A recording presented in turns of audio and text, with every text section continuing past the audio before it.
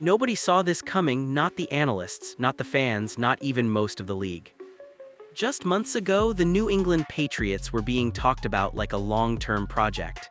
A rebuild, a team you check back on in a year or two. Wins weren't expected, noise wasn't expected, and a deep playoff run that wasn't even part of the conversation. But behind the scenes, something felt off. There were whispers coming out of rival locker rooms, quiet conversations among scouts, subtle comments from people who don't usually talk unless something real is happening. The Patriots weren't acting like a team waiting for the future, they were preparing for something much sooner.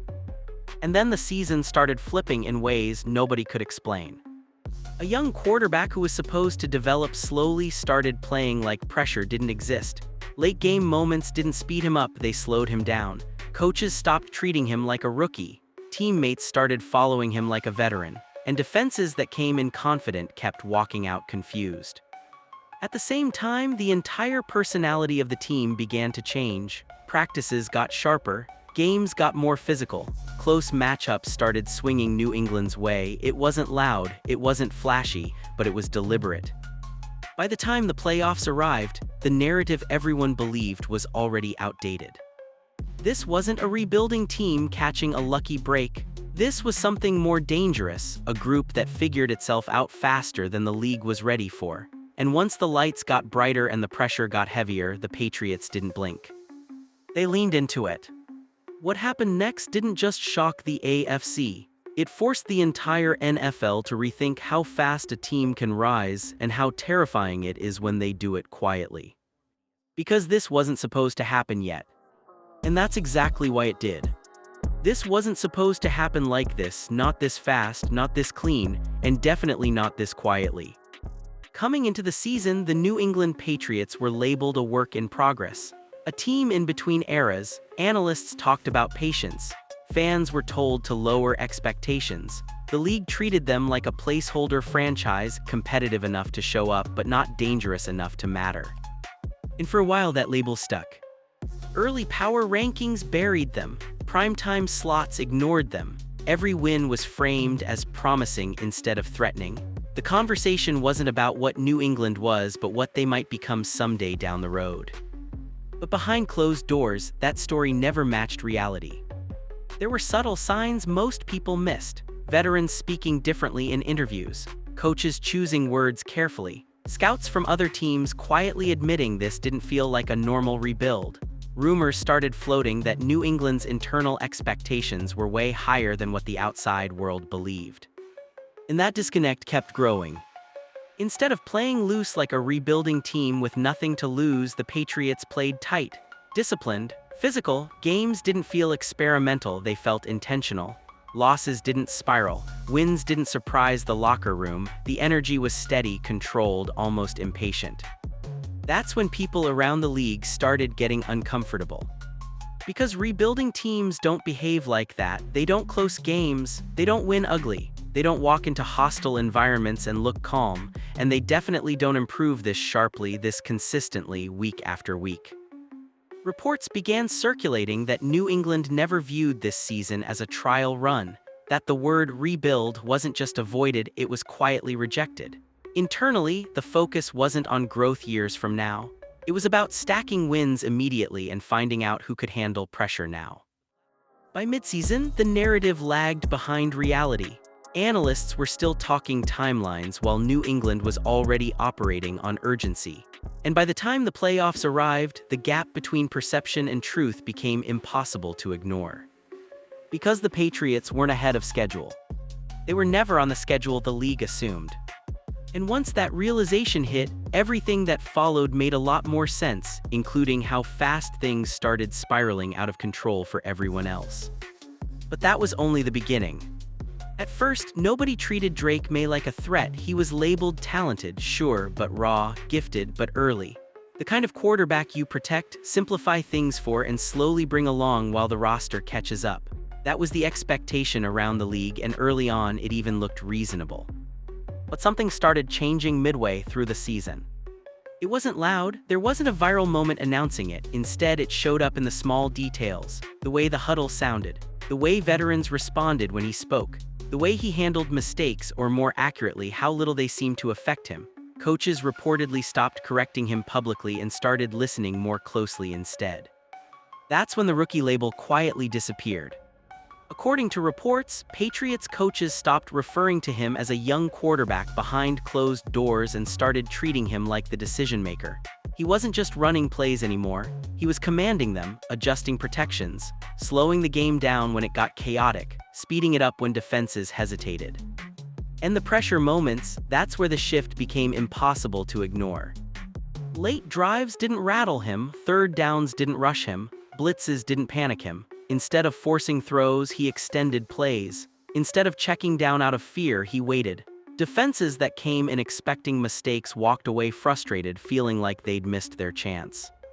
What made it unsettling was how quickly it happened. Rookies aren't supposed to process the field like this. They're not supposed to control the tempo of grown men in hostile environments. They're definitely not supposed to look calmer when everything around them breaks down, but that's exactly what started happening.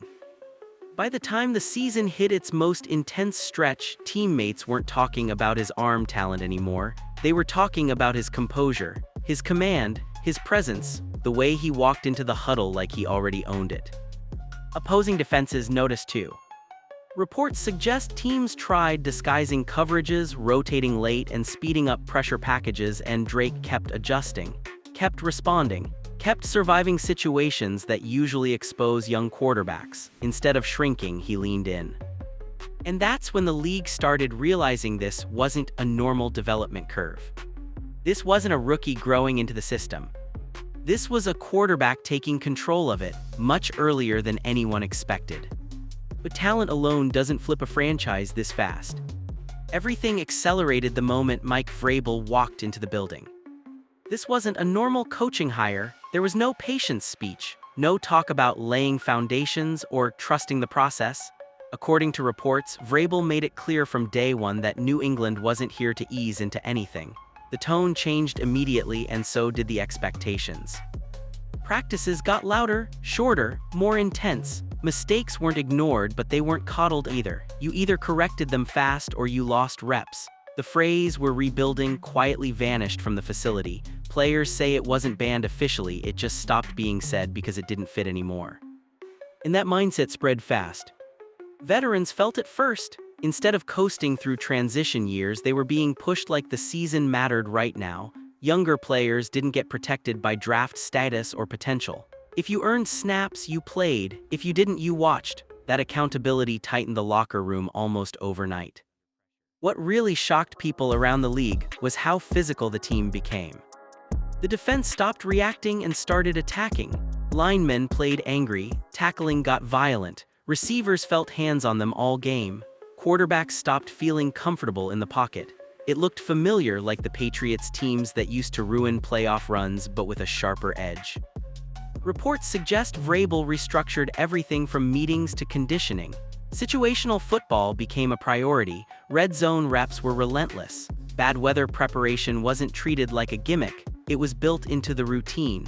Players said games started feeling slower because practice was harder than Sunday. And then there was the message. Vrabel reportedly told the team that comfort was the enemy, that pressure was a privilege, that if they embraced discomfort early, nobody could break them late. That philosophy showed up every week, especially in close games where New England refused to flinch. Opposing teams noticed. Suddenly, the Patriots weren't just disciplined, they were confident. They didn't look like a roster hopping to survive a season. They looked like a group daring someone to test them physically and mentally. That's the part nobody was ready for. Because when a young quarterback finds his footing at the same time a locker room hardens, the timeline collapses, development speeds up, belief spreads, and games start swinging in ways that don't show up on stat sheets. Vrabel didn't just change the culture. He weaponized it. And that mentality was about to get tested on the biggest stage yet. The AFC Championship didn't feel like a normal playoff game. From the opening moments, the energy was different. The New England Patriots walked in loose, quiet, almost relaxed. The Denver Broncos, on the other hand, arrived confident, talking like the more complete team, the safer pick, the roster built for this moment. On paper, it made sense: experience, depth, a head coach who'd been here before. But something felt off once the game started. The first few drives told a story nobody expected. New England didn't test the waters, they attacked. The defensive front hit harder than Denver anticipated. Receivers were pressed at the line. Running lanes disappeared instantly. Every snap felt uncomfortable for the Broncos, like the game speed had been turned up without warning. According to reports, New England staff spent the entire week breaking down Denver's tendencies, formations, timing, protection tells, and it showed immediately. Plays Denver leaned on all season suddenly went nowhere. Adjustments came slower. Confidence faded faster. And then the environment kicked in. The cold tightened, the wind swirled, snow began falling heavier. For most teams, that kind of weather adds chaos. For New England, it felt rehearsed. They moved like they'd been preparing for this exact scenario. Denver didn't look panicked at first, but they didn't look comfortable either. That's when belief started turning into fear. Every stalled drive made the margin thinner. Every missed opportunity made the pressure heavier. Denver's sideline grew tense, body language shifted, conversations got shorter. Meanwhile, the Patriots stayed steady, feeding off small wins, a stop here, a conversion there, slowly tightening the grip. Coaching decisions came under scrutiny as the game dragged on. A fourth down call passed up, points left on the board, momentum that never fully returned. Fans online started questioning the choices of Sean Payton, saying the moment might have gotten heavier than expected. And New England felt it. By the second half, the Patriots weren't just competing, they were controlling the rhythm. Denver wasn't blown out, they were squeezed. Every mistake mattered more, every possession felt shorter. And as the snow thickened, the gap between preparation and reaction became impossible to hide. When the final stretch arrived, there was no shock left, only acceptance. New England hadn't stolen the game. They'd taken it piece by piece, until Denver realized the night wasn't going to end the way they planned. And what came next made it even worse. The snow didn't just change the game, it exposed it. Once the storm fully settled in, every snap became heavier. Footing disappeared, timing broke down, and suddenly the teams that looked even on paper were playing completely different sports. The New England Patriots embraced the chaos like it was familiar territory. The Denver Broncos looked like they were trying to survive it. That's when the mental cracks started showing. Denver's offense slowed to a crawl. Routes lost sharpness. Throws came out late. The margin for error shrank, and instead of adjusting aggressively, the Broncos began playing not to make mistakes. In conditions like that, hesitation is lethal. Every second of doubt turned into pressure, and the pressure kept stacking. According to reports, the cold began affecting more than just grip and footing. Communication got harder, reads slowed down, confidence faded. The playbook visibly tightened as Denver leaned away from risk, hoping the game would stabilize. It never did. Meanwhile, New England leaned in.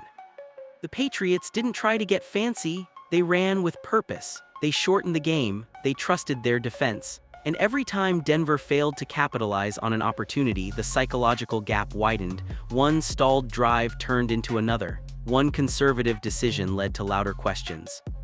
That's when the spotlight shifted to the sideline. Several calls by Sean Payton immediately sparked debate. A fourth down chance passed up, points left on the field, momentum that never fully returned. Fans online didn't wait until the final whistle. Reactions poured in live, claiming the Broncos were coaching scared instead of coaching to win. On the field, the frustration became visible. Players exchanged looks, hands went to helmets, body language sagged, and as the snow kept falling, the Patriots kept squeezing, not with explosive plays but with control. Denver wasn't getting blown out, they were being slowly boxed in, possession by possession, mistake by mistake. By the fourth quarter, it felt inevitable. The storm didn't beat Denver, the moment did, preparation did, mental toughness did. New England had planned for discomfort, Denver reacted to it, and in playoff football, that difference decides everything. Because once belief slips, even just a little, the weather doesn't have to finish you off.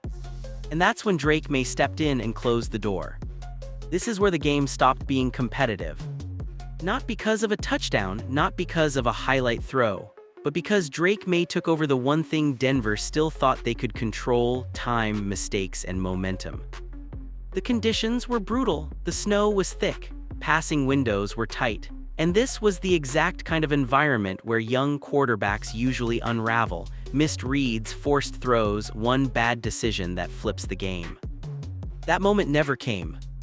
Instead, Drake played the most dangerous brand of football imaginable in a playoff game: mistake-free football. No panic, no hero ball, just ruthless efficiency. He didn't chase big plays, he waited for defenses to overcommit, and when they did, he punished them quietly.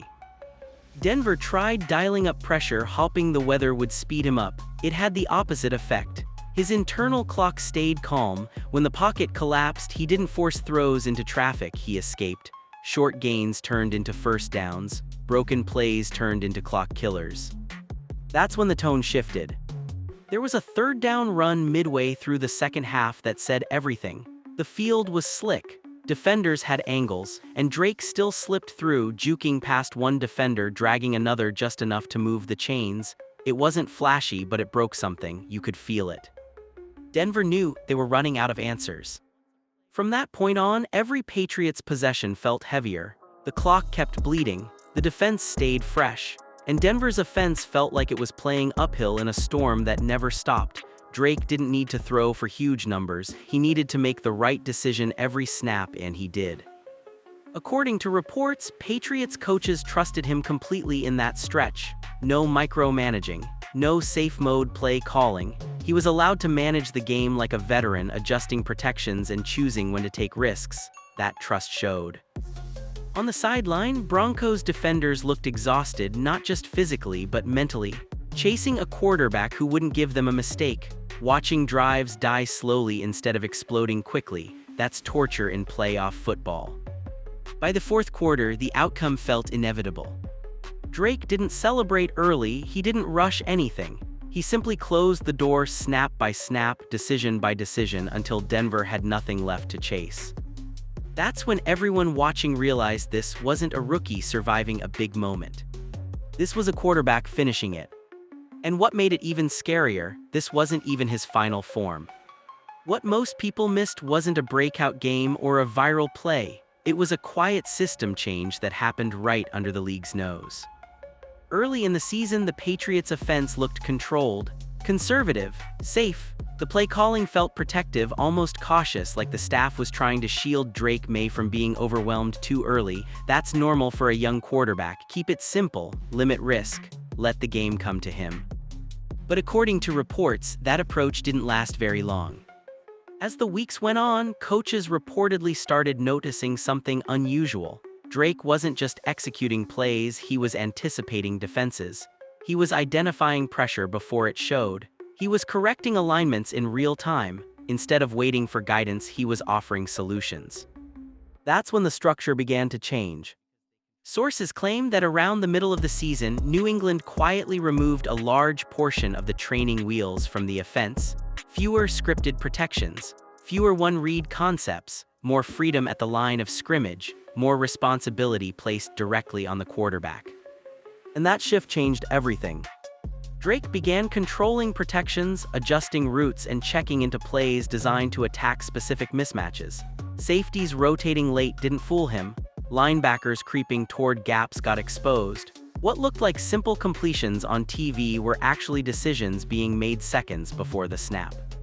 By the time the playoffs arrived, the offense barely resembled what teams had scouted early in the year. Defenses tried disguising coverages, they tried crowding the box, they tried baiting him into mistakes, but the system now worked through Drake, not around him. Instead of reacting to pressure, he dictated it. Instead of surviving exotic looks, he punished them. And the most dangerous part, he didn't look rushed doing it. Reports suggest the staff trusted him fully by that point, not just to run plays, but to manage the game itself. When conditions got bad, when reads got muddy, when moments got heavy, he had the authority to decide what mattered and what didn't. That's why the offense held up when things broke down. It wasn't about flashy stats or explosive numbers. It was about control, tempo, decision-making, the kind that usually takes years to develop. the kind defenses hate facing because there's no single look to shut it down. By the time the league realized the system had shifted, it was already too late. This wasn't a rookie being protected by scheme anymore. This was a scheme built around him, and it unlocked everything that came next. And that's why the rest of the AFC is suddenly very, very uncomfortable. This is the point where the league stopped calling it a hot streak. Because what the New England Patriots have become doesn't fit the normal rise and fall cycle teams go through. This isn't momentum, this isn't luck, and it definitely isn't a one-year surprise. What's forming here looks sustainable, and that's exactly why the AFC is uneasy. Around the league, the conversations have shifted. Executives aren't asking if New England is real anymore. They're asking how this came together so fast and how long everyone else has to deal with it. According to reports, several front offices believe the Patriots hit the three hardest pillars to align in football at the same time: quarterback confidence, coaching authority, and defensive identity. That almost never happens. You usually get one before the others catch up. A talented quarterback stuck waiting on structure, a great coach searching for his guy, a defense aging out before the offense peaks. But New England skipped the waiting phase entirely.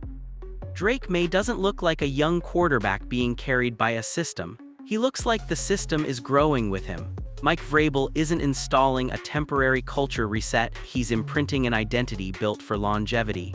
And the defense isn't overperforming, it's dictating games. That combination changes how teams prepare.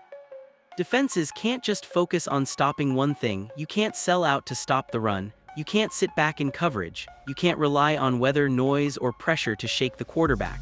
Every path leads to discomfort. That's why opponents look tight early against New England. The margin for error feels smaller from the opening snap. Reports suggest other teams are already studying how the Patriots flipped so fast, especially the defensive structure and situational approach. But copying a scheme won't copy the mentality. That's the part that can't be installed in one offseason. The scary part is this doesn't feel maxed out. The quarterback is still learning, the system is still expanding, the roster isn't even at its deepest yet, and yet they're already controlling playoff games against experienced teams. That's not normal, and it's not supposed to happen on this timeline. Which is why the panic is real. This version of New England doesn't feel like a throwback. It feels like an evolution: faster decisions, more flexibility, same cold efficiency. And once the league senses a team like that has arrived early, the fear isn't about this season anymore. It's about how long they're going to be here. Because Patriots 2 isn't asking for permission. They're already standing in everyone's way. At some point, the story stopped feeling accidental.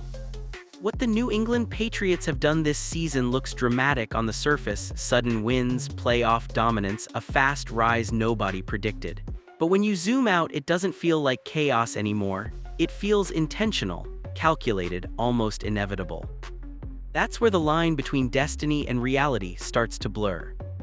Destiny is what fans talk about: the script, the magic, the idea that things are meant to happen. Reality is much colder. Reality is preparation meeting opportunity before anyone else is ready. And New England lived in that reality long before the rest of the league caught up. A rookie quarterback isn't supposed to play this calm. A first-year coaching regime isn't supposed to harden this fast. A roster in transition isn't supposed to bully playoff teams in hostile conditions.